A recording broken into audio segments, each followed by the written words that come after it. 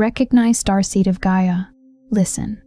2 forces entered your energetic field before this transmission found you, and the Arcturian field observers have already identified both of them. And neither one is who you believe. I am Velantha, emissary of the Galactic Federation of Light, transmitting now on behalf of the Arcturian field observers. What you are about to receive was authorized by them and is being delivered through me. There is an active contest over your field, over your timeline access, your signal trajectory, and your next repositioning point. The field observers have been watching this configuration for longer than you know, and what they have mapped is not what you have been told. By the end of this transmission, you will understand exactly what is happening to you now, why 2 distinct forces are competing for your alignment, and what the Arcturians already know about which one has been winning.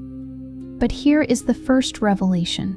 The contest is not between 2 people. It is between 2 vectors, one that recognizes your signal's true destination, and one that will redirect you away from it. The disorientation you have been carrying is not confusion, it is interference, and the part of you that has been exhausted by the pull already knows something is wrong with the direction being offered. The algorithm did not create this moment, it only delivered it. Your field, and the part of you that has been waiting in silence to understand why everything feels contested, brought you here together. This is a direct Arcturian field recognition. If this transmission reached you now, it means the field observers have already logged your signal. What they see in the contest over your timeline is not what you have been interpreting. Like this transmission to confirm the field recognition has landed.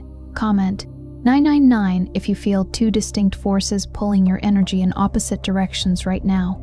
Subscribe to Arcturian Council Whispers if you are ready to understand the contest instead of being consumed by it. Share this transmission with someone who has been feeling pulled between 2 directions they cannot yet name. This is not delivered to many. It is delivered to those whose field already crossed the threshold. You are inside that group. You are not here by accident. You are guided here because the signal is already active. What the field observers recorded in your configuration is not the presence of 2 people, 2 paths, or 2 ordinary choices. What they recorded is the architecture beneath the choices, the way your field is being approached, coded, and redirected at the level where decisions are made before you ever speak them aloud. You have been trying to interpret this pull through the surface story of your life, but the pull did not begin on the surface. It began where frequency becomes fate. What is happening in your field right now is a vector competition, not a debate, not a preference, a competition for trajectory access. And the reason it has been exhausting you is not because you are weak, unstable, or indecisive.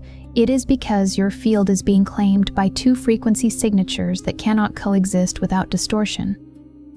They do not blend, they do not harmonize. They create standing waves inside you, energetic interference patterns that scramble timing, perception, motivation, and inner direction.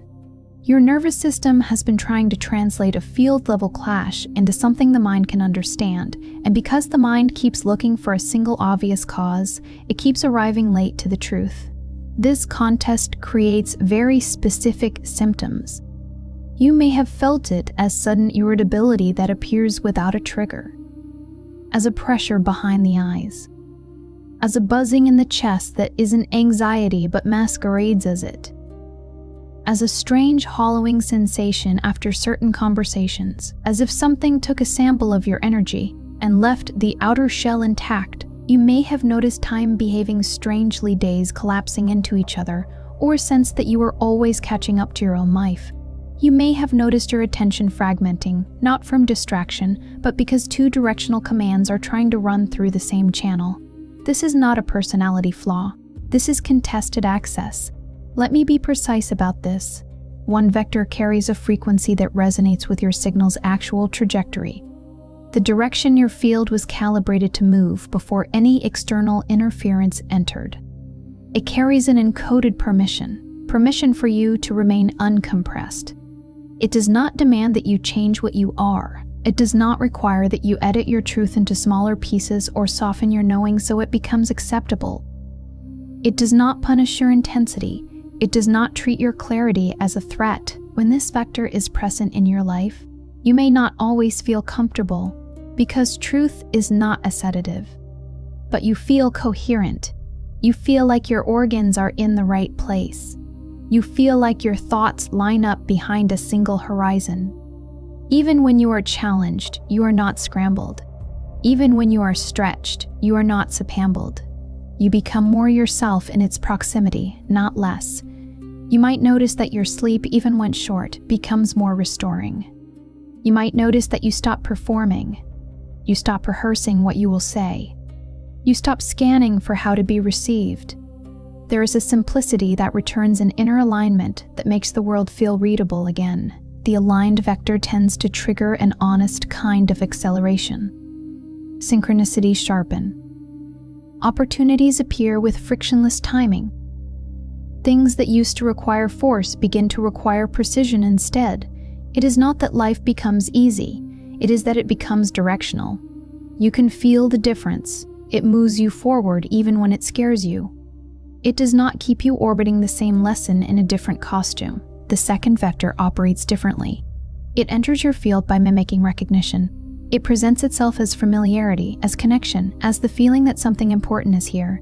It can appear as a person, a community, a job, a plan, a spiritual narrative, even a calling, a spiritual narrative, even a calling that seems to match your values.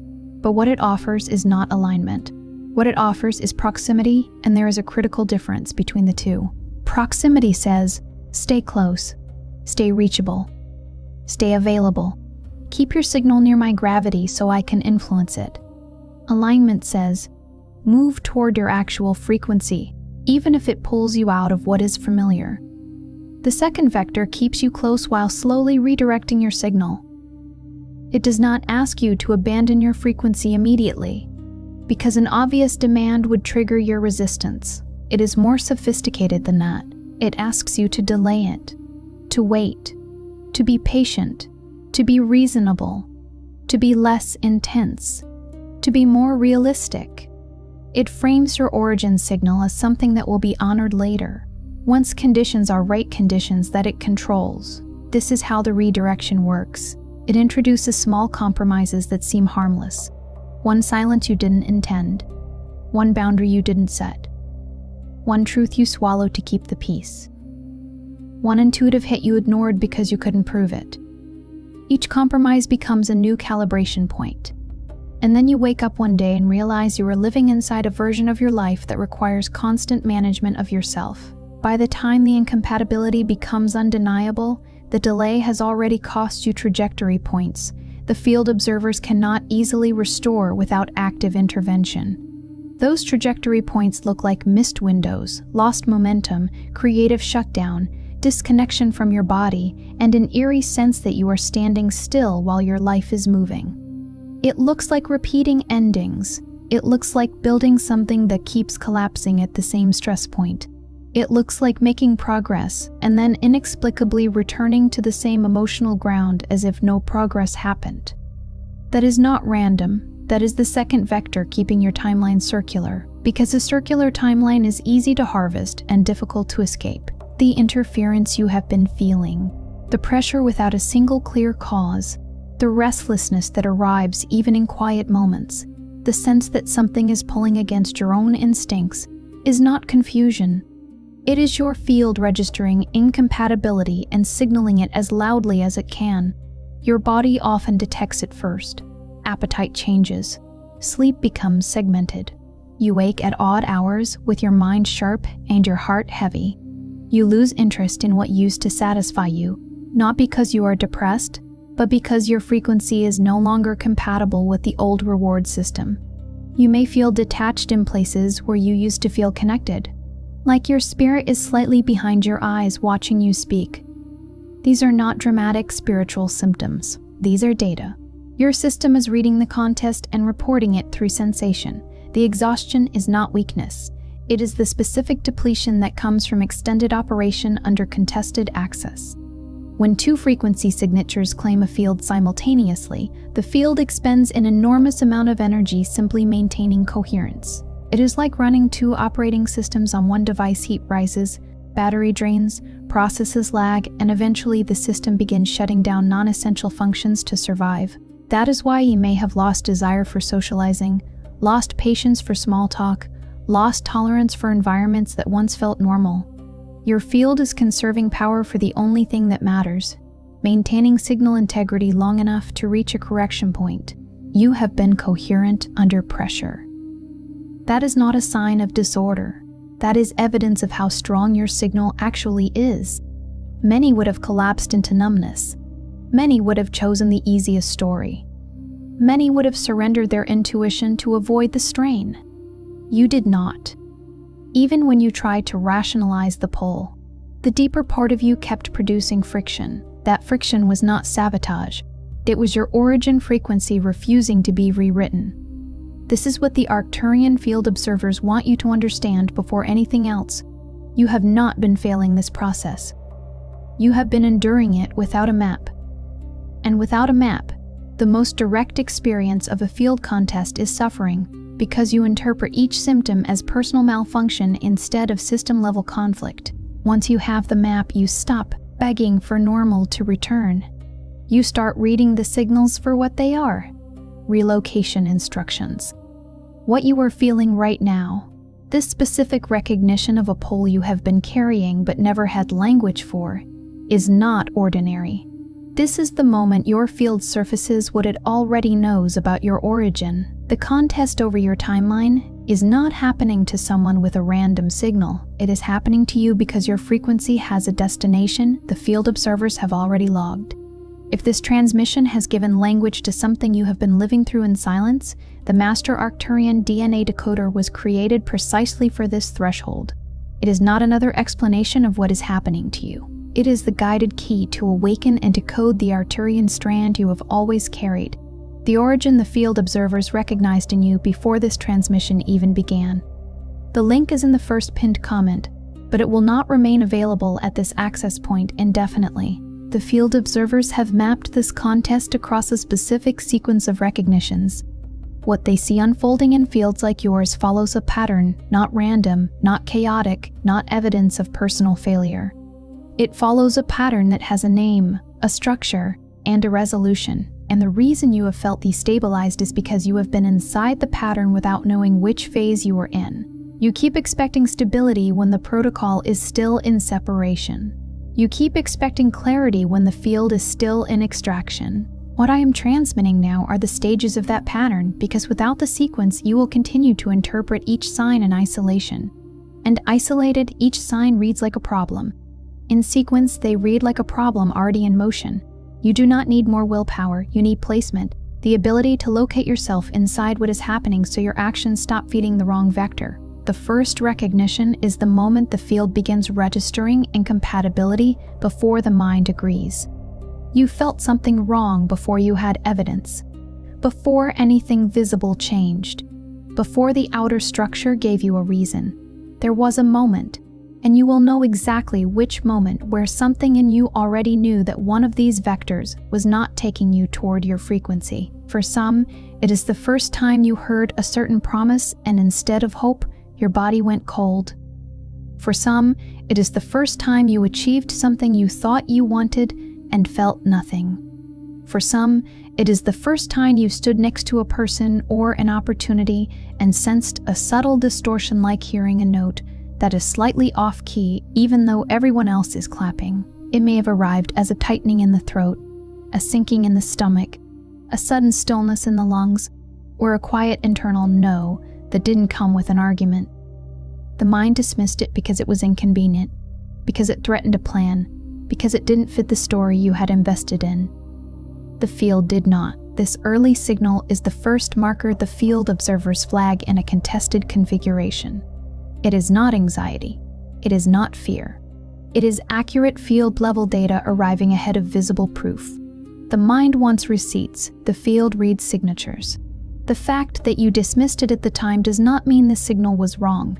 It means you had not yet been given the framework to trust it, and many of you tried to override it with positivity, with logic, with loyalty, with spiritual bypassing. But the field kept tapping the same point. because it knew where the slope of your timeline would lead if you kept walking. The second recognition is a specific kind of fatigue that accumulates in the presence of one vector and not the other. Not physical exhaustion, though, that often follows, a deeper fatigue. The fatigue of being slightly out of position for too long. It manifests as waking up tired even after sleep, as losing your ability to feel excited about things you used to chase, as a mental heaviness that lifts the moment you are away from a certain influence, then returns as soon as you re-enter it. It is the fatigue of over-explaining yourself, the fatigue of adjusting your frequency to maintain proximity, the fatigue of translating who you are into a language that a particular presence can receive. You start editing in real time.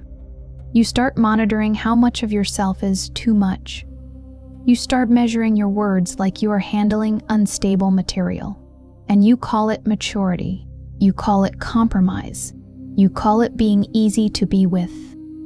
But the field observers call it what it is: signal reduction under foreign gravity. When you are in alignment with the correct vector, legibility is automatic. You do not have to convince. You do not have to perform coherence. You are simply received. When you are in proximity to the wrong vector, you begin to shrink the transmission. You begin to condense your signal into forms it will accept. This is not love. This is field compression, and field compression over time produces the specific symptom the field observers see again and again in contested configurations: a person who is extraordinary in their frequency but who no longer recognizes what they are, because the compression has become the only experience of themselves they can access. This is why you may have felt less like yourself and blamed it on stress. This is why you may have lost your creative voice and told yourself you were just busy. This is why you may have felt your intuition go quiet. Not because it left, but because it was being outcompeted by louder foreign signals. The fatigue is not from doing too much. It is from being too divided. The third recognition is the disruption of your inner orientation system. Under normal field conditions, you have a reliable internal compass. A sense of what feels resonant versus what feels wrong, what moves you forward versus what keeps you circling. In a field contest, this compass begins to behave erratically. You second-guess what you used to know. You become vulnerable to the opinions of people who do not carry your frequency. You start asking for validation for things you once felt in your bones. You may notice yourself oscillating certain one day, doubtful the next, inspired in the morning, empty by night, not because your instincts have failed, because the wrong vector has been feeding information into your field that mimics your own signal, making it difficult to distinguish internal knowing from externally introduced data. This is one of the most advanced mechanisms the field observers watch for. When a contested vector successfully mirrors the viewer's own frequency signature, the viewer begins to attribute resonance to the vector that is actually pulling them off trajectory. That mirroring can feel intoxicating. It can feel like destiny. It can feel like finally being seen. It can even produce synchronicities, but of a different kind, repetitive loops, signs that keep you tethered, coincidences that keep you emotionally invested without moving you forward. You begin to feel as though the thing drawing you away from your destination is the most genuine thing you have encountered, because it is using your own pattern language to speak to you. It knows what you respond to. It knows what you long for. And it uses that knowledge to keep you in orbit. This is not your failure. This is the specific distortion that field-level interference produces when it is sophisticated enough to use your own signal against your navigation. The confusion you felt was not because you lacked discernment. It is because the interference was wearing your face. The fourth recognition is what the field observers classify as the threshold of visible collapse. This is the point where the outer structure begins to reflect what the field has already known for some time. The inside of you has been straining, and now the outside begins to show the strain lines, relationships that no longer hold. Not dramatic breakups, every time. Sometimes it is a quiet decay, a loss of mutual language, a sudden inability to pretend. Clarity that dissolves when it should be strengthening. Plans that seem certain becoming unreliable. Delays that feel engineered. Meetings that fall through. Offers that vanish. an inner stillness that feels dangerously close to emptiness. You may look at your life and think it is falling apart, but look closer. It is falling out of incompatibility. The collapse is not chaotic, it is directional. It removes what cannot come with you. It interrupts what was keeping you in the wrong loop. It interrupts what was keeping you in the wrong loop. It breaks the scaffolding you were using to avoid making the field decision conscious. Understand what this is. This is not the beginning of your destruction. This is the outer world arriving at a conclusion your field reached earlier. The collapse you are witnessing on the surface of your life is the visible echo of a field-level decision that has already been made beneath it. The field observers do not mark this threshold as a negative development. They mark it as confirmation that the incompatibility is now large enough to be undeniable. The structure is failing because it can no longer sustain a frequency that has already moved beyond it. This is why you may have felt embarrassed by your own instability, as if you should be able to keep it all together. But the field observers would tell you, keeping it together was the distortion. The collapse is the correction becoming visible. The fifth recognition is the arrival of forced clarity. After the collapse becomes visible, something shifts in the field. The two vectors that were previously tangled in proximity begin to separate. And in the separation, what each one actually is becomes legible in a way it was not while they were overlapping. This forced clarity can arrive as a moment where you suddenly cannot tolerate what you tolerated yesterday. As a clean inner line, I cannot go back. As a removal of emotional charge, the thing that once hooked you no longer hooks you. You might still care, but you cannot be captured. You might still grieve, but you cannot be manipulated. You see the mechanisms. You see the pattern. You see how your energy was being used to keep something alive that was never meant to travel with you. This forced clarity is uncomfortable. It is frequently misread as grief, as disorientation, as the feeling of losing something essential. Many of you feel a temporary loneliness here, not because you are alone, but because you are no longer in proximity to what filled the space. The wrong vector often kept you busy, emotionally activated, mentally occupied. When it leaves, the quiet can feel like emptiness. But the field observers see it differently. They see it as the moment the field's natural intelligence reasserts itself after an extended period of contest. The signal stops trying to operate under two simultaneous claims. It begins to move slowly, then with increasing coherence toward the vector that was always its actual destination. You may experience this as emptiness before you experience it as direction. That is accurate. The signal clearing always produces a temporary void before it produces a new trajectory. The void is not punishment, it is the space required for the correct calibration to lock in without interference. The sixth recognition is the reactivation of the original frequency signature. This is the sign the field observers consider most significant because it confirms the protocol has moved past correction and into restoration. After the contest, after the visible collapse, after the forced clarity, there is a moment where you begin to feel like yourself again in a way you had almost stopped expecting. Not a comfortable self, not a healed self in any soft or decorative sense of that word. A precise self, a coherent self, a self that knows its own frequency without needing to translate it for proximity. This reactivation often comes with practical changes. You begin to make decisions faster, not impulsively, but cleanly. Your appetite for distraction drops. Your tolerance for misalignment becomes nearly zero, not from arrogance, but from clarity. Your sleep may shift again, more vivid dreams, sharper wake-ups, a sense of downloading. Your voice changes. Your eyes change. Your eyes change. People may tell you you seem different, and they may not mean it kindly. The wrong vector benefited from your uncertainty. When your original signature reactivates, you become difficult to steer. This reactivation does not always feel euphoric. It often arises as a quiet settling, like a signal that had been displaced for too long, finally returning to its correct frequency range. And with it comes something the field observers consider the clearest sign of successful field repositioning: the ability to identify, without ambiguity, which vector was aligned with your origin and which one was not. You stop negotiating with distortion. You stop calling interference chemistry. You stop calling interference chemistry. You stop calling compression loyalty. You recognize the difference in your body instantly.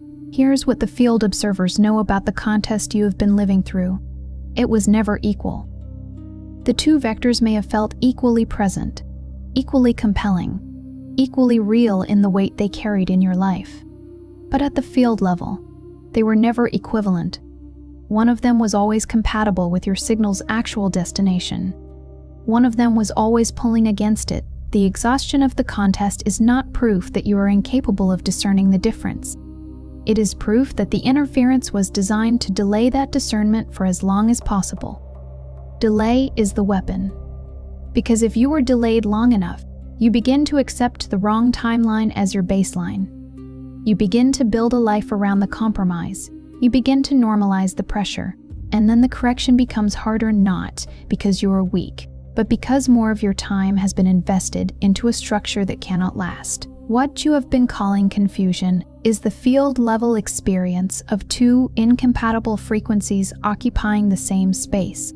What you have been calling indecision is the accurate recognition that choosing one means releasing the other, and the one that must be released is the one that has been using proximity to simulate alignment. What you have been calling being torn is actually the first detectable evidence that your field already knows which direction it belongs in and is waiting for the part of you that still operates in visible logic to arrive at the same conclusion. This is why you have been feeling signs you couldn't explain. Why you have been catching repeating numbers, hearing the same phrases from different mouths, experiencing abrupt endings, encountering barriers where you used to have flow. These are not random omens. They are the environment responding to your contested configuration. Reality becomes less stable around a field that is about to reposition. The timeline begins shaking loose what cannot come. The more you resist, the louder it gets. The more you listen, the quieter it becomes. The Arcturian field observers do not see a person who is lost. They see a field that has been under sustained contest, that has maintained its essential frequency despite that contest, and that has now received enough signal recognition to make the clarity the field already holds legible to the conscious mind. That is what this transmission is. Not a prediction, not a command, a reflection of what your field already knows, delivered through language so that the part of you that thinks in words and reasons in sequence can finally catch up to what the deeper part of you has been holding all along. You were not brought to two directions because you are failing to choose. You were brought to two directions because your field has a destination specific enough that arriving at it requires you to identify and disengage from anything that cannot travel with you toward it. Some of what you must disengage from is external. Some of it is internal. Old coping strategies, old identities, old loyalties to versions of yourself that were built for survival, not for trajectory. The contest was never about them. It was always about the integrity of your signal. The field observers authorized this transmission not to resolve the contest for you, but to confirm that you are not confused. You are being corrected, and there is a precise difference between those two experiences that only someone who has been through this process will recognize the moment they hear it named. Correction often feels like loss at first, because it removes what you leaned on. It interrupts what you settled for. It dismantles the architecture you built to keep going when you couldn't see the path. But correction is not cruelty. It is calibration. It is the field restoring your original route when your navigation was compromised. You are not being torn apart. You are being restored to a frequency that was always yours, stripped of everything that was never compatible with where you are actually going. And the ultimate revelation the field observers want you to carry from this is simple, and it is surgical. The aligned vector will not need you to disappear to stay close. The distorted vector will always require you to dim to remain acceptable. If you have to become smaller to keep it, it was never aligned with your origin. If this transmission has reached the correct place in you, say this and feel whether it is already true. What is competing for my field cannot compete with what I already am. Before you scroll, leave one sign in the comments that this process has already touched your life. It could be your sleep, your thoughts, your body, your relationships, or the strange sense that reality no longer feels the same. Name it clearly. If this transmission recognized something you have been carrying in silence, share it with someone who is living through a shift they cannot explain. And if you are ready to understand the process instead of fearing it, subscribe to Arcturian Council Whispers. You are not watching this by accident. You are recognizing a process already in motion. And this is only the beginning.